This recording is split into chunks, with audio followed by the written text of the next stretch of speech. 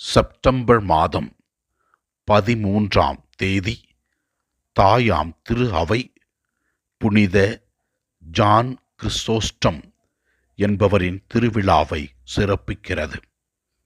இவர் கிறிஸ்துவ மதத்தை பின்பற்றுவதன் மூலமாக நாம் பெற்றுக்கொள்ளும் பயன்கள் என்ன என்பதை தனது எழுத்து மூலமாக பலரை இறைவன்பால் ஈர்த்தவர், பலரை கிறிஸ்துவ மதத்தில் வாழ அழைத்தவர்.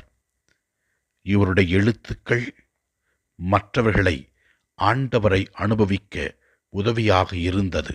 இவரைப் போல கிறிஸ்துவ மதத்தை பின்பற்றுகிற நாமும் ஆண்டவரை அனுபவித்து அந்த ஆண்டவரை நம் செயல் மூலமாக காண்பிப்போம்.